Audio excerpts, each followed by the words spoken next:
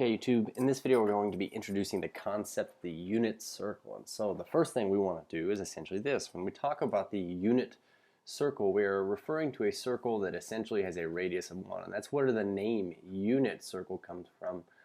Unit just essentially indicates or implies that you have a radius equal to 1 on this circle. So its equation is x squared plus y squared equals 1.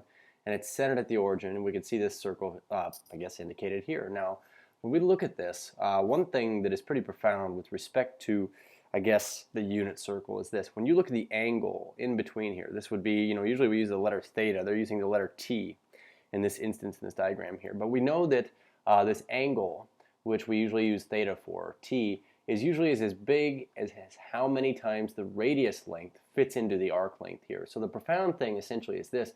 Our radius length is 1, and so our arc length here, s, is actually equal to the angle here, and that really only happens with the unit circle. And another way to look at this is we have a formula here, s equals r theta for arc length, but we could essentially see that if your radius is 1, we can see that the arc length here is the same as our angle, and so our angle t in this instance, we're going to use the letter t to indicate the angle in our unit circle.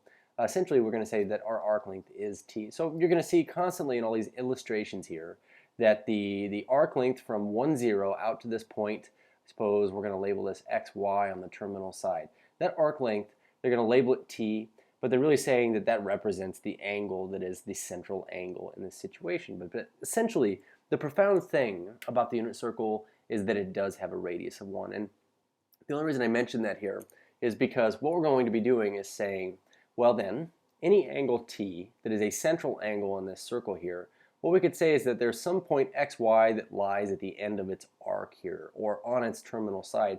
And what we can always do is, for a positive angle, or even for a negative angle here, as long as we know this point on the terminal side, we're going to refer to this point P, and P is this xy. So I have labeled it on the left, we'll label it on the right here. What we're going to do is going to drop an altitude back to the x-axis, and in every single possible instance we can form, well, almost all possible instances, we can form a right triangle here. And the neat thing about it is we're already aware of 2 of the dimensions of this right triangle. These are the 2 dimensions just indicated by this point on the terminal side of the angle t. And so we have x and y, and we have the radius here, where the radius is specifically 1. So the same thing here, we have an x value and a y value because we know this point, and therefore we could find a radius. In this case, we're going to say specifically the radius is 1. So the profound fact comes from this. If we wanted to, then we could say that this point on the outside of this unit circle here, xy, if we were to go find, say, the sine of our angle, and I'm going to use t to represent this angle here, sine of t would be the opposite over the hypotenuse in this case, which would give us a y value over 1. Or in other words, we would just get y. And likewise, we say the cosine of our angle t here would be our adjacent over hypotenuse, or x over 1, or in other words, x. So the profound fact is essentially this. This point that lies on the terminal side of our angle t, this point here tells us both the x and y value on that terminal side, but also the exact cosine value and the exact sine value for that point. And so what we're basically going to generalize here is this. The point P, and I call this x comma y, on the exterior of the unit circle has values that represent the following trig functions of the angle t. So given any angle, if you are a point on the outside of the unit circle, any point, we're going to refer to this point as some x and some y, like this point here, then you both represent the cosine value and the sine value using just your x and y values. And so, that being said, let's go ahead and illustrate that here on both of these pictures here where it says xy, we might as well write this is both the cosine of t and the sine of t. And then down here we say this point here, xy, represents its cosine of t and its sine of t. And so in a sense, we can always just tell the cosine and the sine of an angle just by telling this point xy on the terminal side. And so let's take a look at this example here. This angle here, t, you'll notice that this is labeled t, and that the arc is also t because the arc, of course, and the radian measurement of the angle are the same if the radius is 1. But in this case, what we're seeing here is that the terminal side, or the point on the terminal side xy, is this point here. And so we know that the x value what? Represents the cosine of that angle, and the y value represents the sine of that angle. Essentially what we can say then is for this given angle t, the cosine of t here is just the x value of this point, and the sine of t is just the y value of this point. And seriously, it is as simple as that.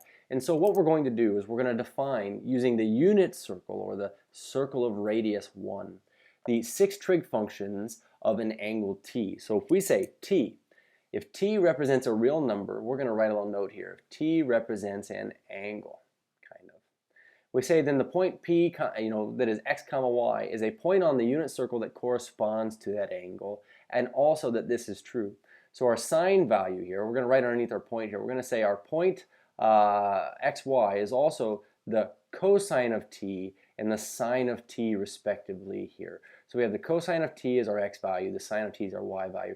Now the interesting thing is, and we can even look back up over here, we would say that if we wanted to actually, let's go back over to this slide. If we were to say find the tangent of t, which we didn't list here, what we would get is opposite over adjacent, or the y value over the x value here. And so this is something we've seen before, but we're just going to reiterate this fact here. We say that the tangent of the angle is always the y value over the x value. So the profound thing here essentially is that if we have any angle and we project it onto the unit circle, then this point on the outside is going to tell us the cosine, sine, and also we could take the y divided by the x here and get the tangent. And if you know sine, cosine, tangent, then we know cosecant, secant, and cotangent as their reciprocals here. And so what we're going to do is put this to use, this knowledge here. And so I've got a couple of examples, and what we want to do in each example is find the 6 trig functions of this angle t that's indicated here if we know this point xy on the terminal side. And so since this is by definition the unit circle, we can see its radius is 1 here, r equals 1. So here's the deal. Then what we know is that let's start with cosine. Since cosine is the x value on our unit circle, we have the cosine of t would be our x value is the square root of 3 over 2. And then our sine of t would be our y value, looks like is a positive 1/2. Now, in order to obtain our tangent value, we said that the tangent of this is going to be our y value over our x value of our point. And so our point here, our y value is 1/2. I'm going to write this vertically here, 1/2 divided by the square root of 3 over 2, which is entirely appropriate to go ahead and instead multiply by the reciprocal. And what we end up with here is this, the 2's cancel, and we end up with just 1 over the square root of 3, which does need to be simplified here, but in the end we find out that the tangent value of our angle t is the square root of 3 over 3. Now with respect to the other trig values, I'm going to try to squeeze these in here. Let me see if I can change colors to kind of make them a little bit more distinct. The cosecant value, instead of square root of 3 over 2, would be 2 over the square root of 3. We'll come back to that guy. We say that the secant of t would be the reciprocal of 1/2, which is 2, and I'm going to put a box around that. And we'd say that the reciprocal of our tangent value, which is really 1 over root 3, we simplified it here. Then we would say that the cotangent of t would be equal to the root of 3 over 1. And so coming back up to this one here, we just need to call this 2 root 3 over 3. But that's as easy as it is to use the unit circle. We have the cosine, the sine, we can find the tangent with those two and then reciprocate them all. So now let's take a look at, this is an angle t here. What if we specifically had an angle here like pi? The interesting thing with pi is it's one of those angles that if you were to sketch it out here, we can see pi is here, and that's the length of our arc on the outside if the radius is 1. But essentially pi, I can clearly tell you that this point on the left side of the circle has to be -1, 0, given the fact that the radius is equal to 1. So the interesting thing with that is that we can, I guess, evaluate for the cosine of pi, the sine of pi, and the tangent of pi. So this is interesting.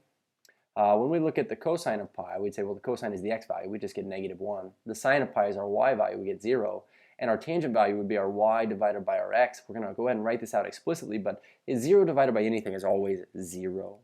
So the interesting thing to follow this would be that when we find our cosecant of pi,